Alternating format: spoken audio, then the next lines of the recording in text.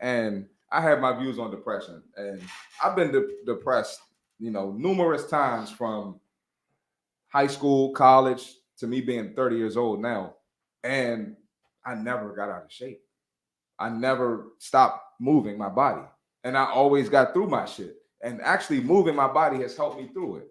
So when people say that depression is a reason why somebody got fat or let themselves go, I disagree, because what has helped me is continuing to move, continuing to release endorphins, continuing to release that dopamine, continuing to do something that's going to make my mental health better.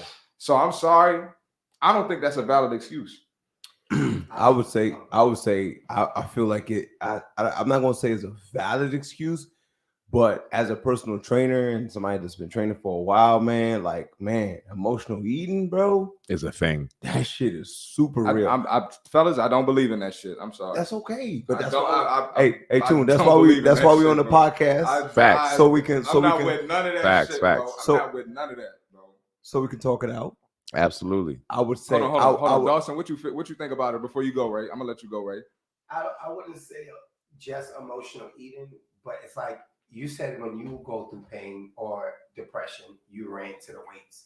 That's pain on top of pain. Not everybody can run with the pain. I disagree. Pain that's in the inside is hard for you to feel pain that's bro, on the outside. There's literally that the reason I disagree, and Ray, keep that point that you had. I'm gonna let you rock in a second. There's literally scientific studies that show that working out is the top preventative measure for depression. That's the best way to get rid of it. 100%, but not everybody runs for glory. I'll say that.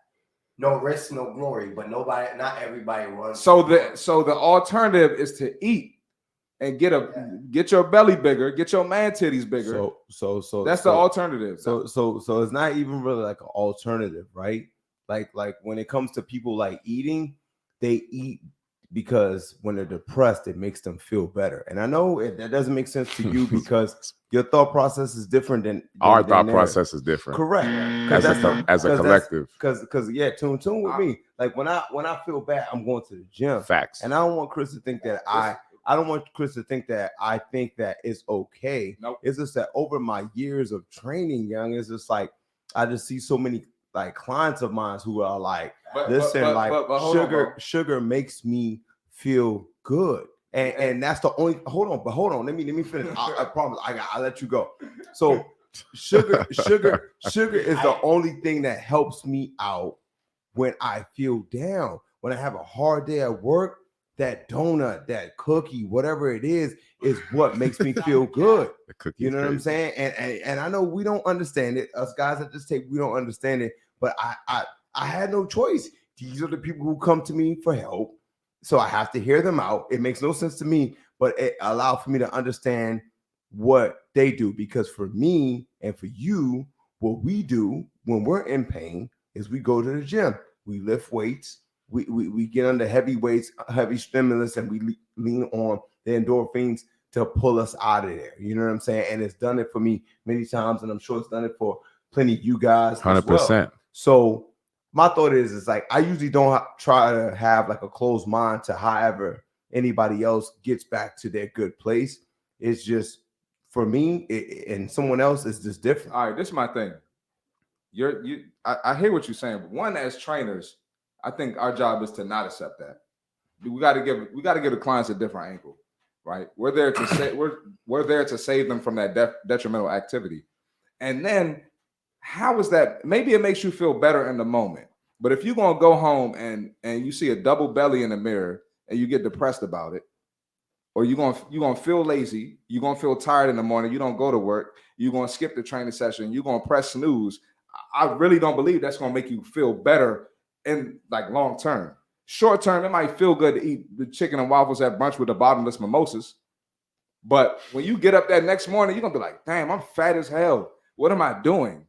So emotional eating, I don't understand that, because at the end of the day, it's what's going to cause your ultimate depression. It's what's going to cause you feeling bad. It's what's going to cause you. I feel too embarrassed to go to the gym. I too feel embarrassed to call Tune or call Ray or call CMarty or call Dawson to sign up for my training sessions. So that's why like ultimately the emotional eating. I don't understand that. So we don't understand it, but this is the thing. As somebody like that is talking to us and letting us know that is what they're doing to keep from going into the fucking gutter, you listen. Because when a person's depressed, it's not about being like, I hear you and shit, but this is what you need to do to get out. It's not about that. I promise you, as a person that's been depressed before, when a person's depressed, you fucking listen. I didn't say don't listen. No, I didn't say that you said don't listen. I'm just trying to speak my mind in regards to how I feel about, you know what I'm saying, being depressed. Yeah. And like someone listening to me. Because at the end of the day, when I come to you and I tell you that I'm depressed, I don't want you to be like, this is what you need to do. More so, I need you to listen to me. Like you listen to me, you hear me out, and then there's a way that you got to talk to people who are depressed. When a person's depressed, you got to kind of be like, all right, I'm hearing you. All right, cool. And you hear them out. You let them do what they do, but you try to influence them through your actions. Follow me. All right, cool. I'm with that. I'm with that. You eating donuts? Cool. Eat donuts. It's cool. Come with me. You know what I'm saying? Let's work out. You know what I'm saying? Hey, did them donuts help you lift that 225? No. Hear me out. No, y'all niggas laughing. No, bro. Tune, hold tight. Yo, did them donuts help you lift that 225? No, they didn't. No. Okay, cool. Hey, listen. You rolling with me now. We fucking bench press, right? Listen. Now it's time to fucking work. Donuts don't help you move weight, right? What do we do now? Now you realizing that, nigga, you got to do something different because you hang with me now. I get you. Right, exactly. Go ahead. So ultimately, me and you got the same goal, right? Okay. We have a different approach.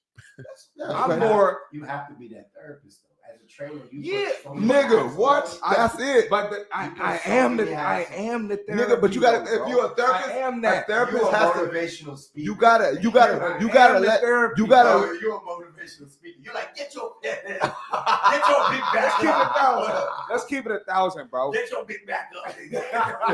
Let's keep it 1,000 though. If you're really trying to get out of your situation, especially as a man. And I have an issue with male friends too, because I approach them like this. Do you need to kick in the ass or do you need a coddle? Now, if we're talking about talking to women, that's different.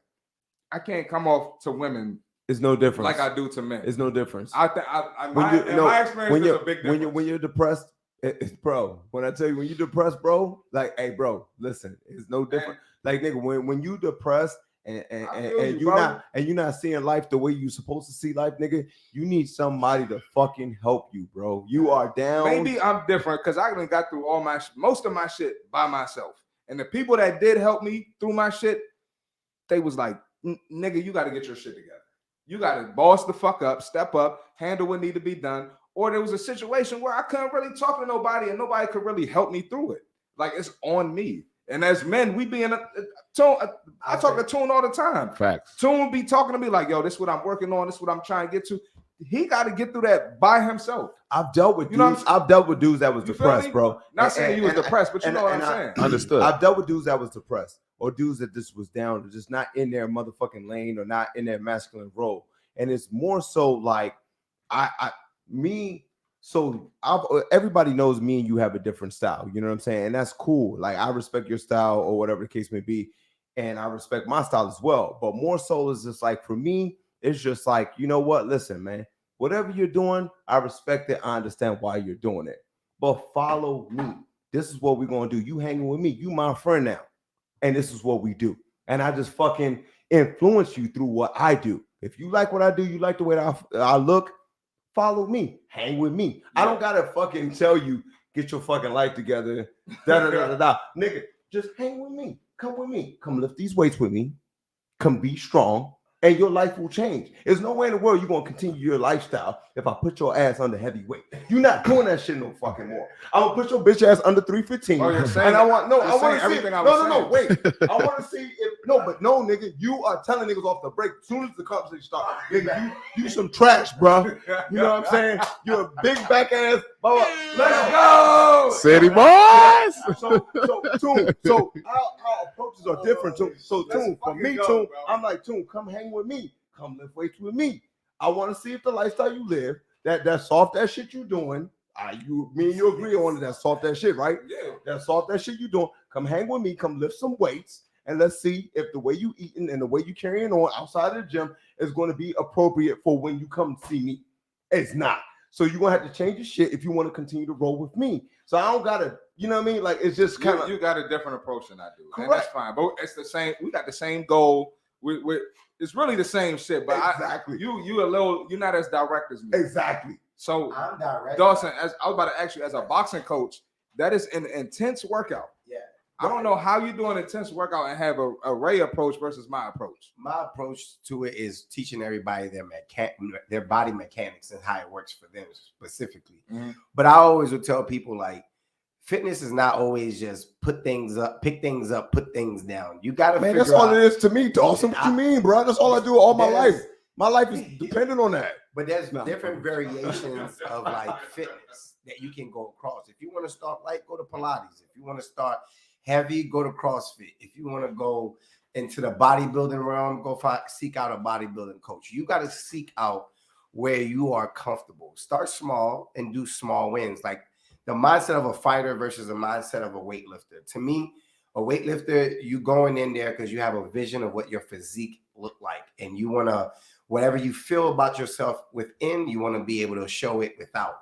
Now, when it comes to a fighter, it's every decision you make, you got to stand on that. Because when the fight gets into the third round or the fourth round or the eighth round and punches are flying and you keep getting your shit rocked, you got to put a thought in your mind like that person that talks about sit down, let me eat this donut, or you said you was going to do something and you didn't actively go do it. Like if I said, hey, I'm about to go hang out with my nephews and I let them down, I'm gonna feel that feeling that damn, I was not a champion in that moment. I wasn't a champion tomorrow. So my clients, I made them feel like they were champions when they first started because of the fact that, all right, the first step of your depression, you walked into these doors. My step is not to scare you and intimidate you now. It's to show you all the shit that you've been running away from. Look at the possibilities, what you can do.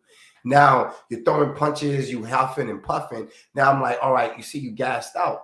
That means your nutrition don't match up to your output. You're burning the wrong type of fuel. You're putting diesel in a freaking Honda.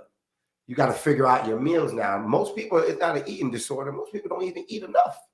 You got clients that only ate 2 meals that day, or they didn't even show up and ate any breakfast for them to train. But the thing about it, but that's a trainer talk.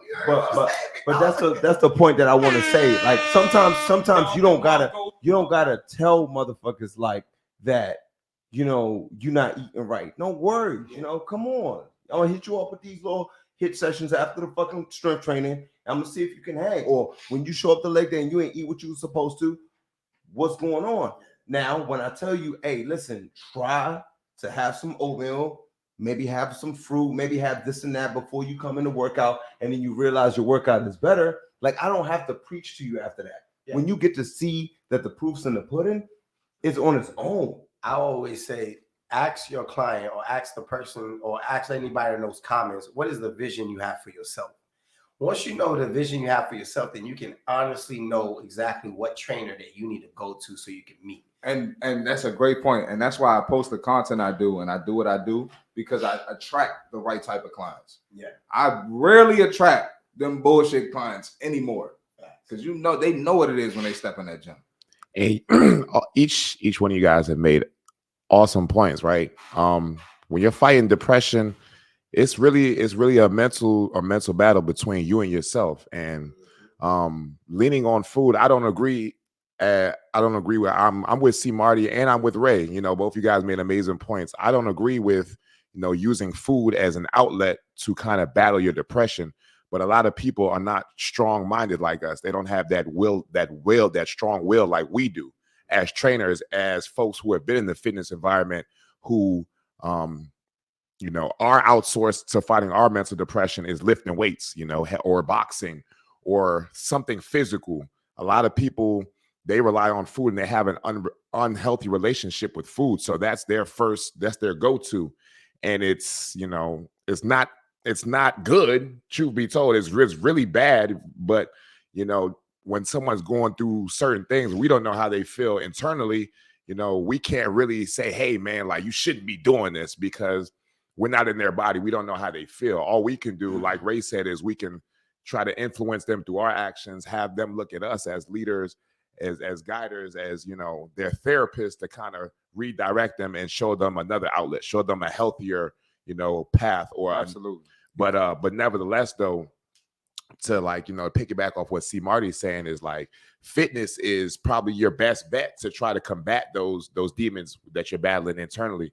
Obviously there's thousands of studies that show that, you know, physical exercise is probably the best way to combat, you know, depression. So Absolutely. Each one of you guys are making, you know, amazing points.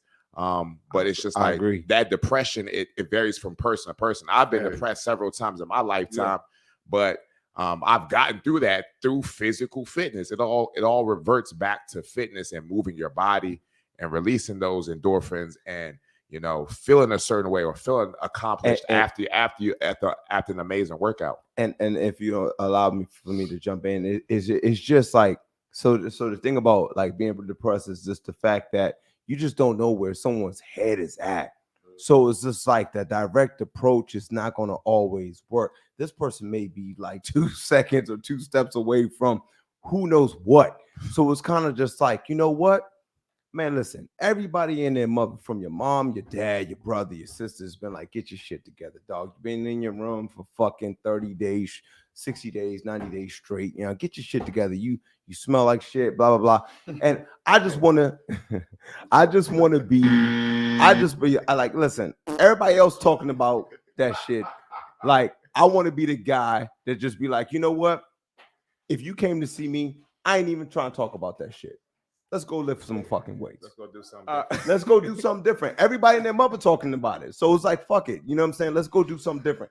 And it's a strong possibility I'll be that nigga that helped them out. You know what I'm saying? So at the end of the day, when people are depressed too, like Ray, to raise a chord, you know, they just want somebody to listen and kind of understand what they're going through.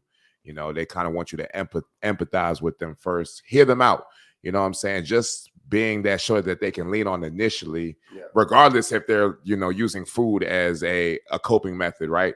They want you to just hear them out first, and then you guys can kind of strategize to figure out, you know, ways to combat whatever they're going through, or strategize a plan to help them moving forward. But they're listening, they're wanting that shoulder that they can lean on, or someone that they can kind of, you know, listen to what issues that they're fighting first before, you know, figuring out methods or ways to, you know, help them, you know, go about fixing those issues.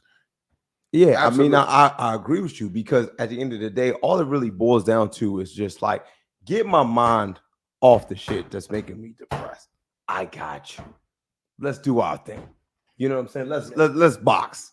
Let me show you how to throw a right hook. Let me show you how to pivot. Let's go stretch. Yeah, let's go stretch. Let's go do something. Like, bro, all day I lay in my bed as a depressed person and think about this and that and blah, blah, blah. And these are the things that's holding me down. Let me free your mind real quick. And I feel like that's a great way. If you find somebody that's emotionally eaten, you know what I'm saying? It as a personal trainer, honestly, C Marty, I feel like that's probably one of the biggest things we battle as personal trainers is people who emotionally eat. I had a bad day at work. I felt like I needed to come home and have three glasses of wine. I know you don't agree with it, but I feel like it's a talk that you need to have with people that's like, yo, listen, we got to figure out different ways to go about this. People just need to hold themselves accountable. That's it, man. That's all it is. Have proper decision methods, and then help them create a schedule for themselves. Because a lot of people don't know when to eat, what time to eat. And when I was a nutrition consultant, still do nutrition consultant work for my clients, I show them the time they wake up to the time they go to bed, what time they need to eat. Then I take their phone, schedule it from, all right, you eating at 8 a.m., your snack is at 12, your next meal is at 3, your next snack is at 5, your next meal is at 7. And if you're still up past 8, you got another snack that you got to eat, boom, boom. Some people don't have the lack of discipline to organize small meals and eat for fuel and not eat to put yourself in a food coma. And that's why I feel that's why I'm so direct with people, because at the end of the day, it's on them. It's on them. All right. So look, we got a lot to talk about. We're gonna wrap this segment up. Hey, we're gonna wrap it up, but I want to say one thing. I want you to continue to be direct. because bro, you not stopping. listen. Man, hold up. If that's what works for you, you know what I'm saying? It's people that need you, and it's people that actually will pay for your services and really value you. So I don't want you to think I just think differently than you do. Yeah. And I'm not saying that anything that you're doing is wrong or anything like that. I want you to understand that. And I've developed lifetime clients Yeah. from my approach. Correct. And you have done the same from yours. Correct. I'm sure you've done the same for yours. Correct. You've done the same for yours. So real quick, closing remarks on that, because we do got a lot to talk about. All of us I've talked to Ray personally. I've talked to Toon personally, not as much Dawson, but we've all woke up and been like, fuck the world because of what we were going through, and we had to get through it. We've all been through shit. I know me, I've been through shit, but maybe it's because of what I do for a living. I've had to show up and have great energy and still get through my problems and my obstacles. And that's why I have the mindset I have towards depression. Ray has his experience. Toon has his experience. Dawson has his experience. Talk about it. Real talk, bro. So, no, that was a great discussion. But we're going to keep this podcast going. Good work, fellas. We're going, if you're not trying to unbig that back, don't watch the podcast. If you ain't trying to get rid of that belly, don't watch the podcast.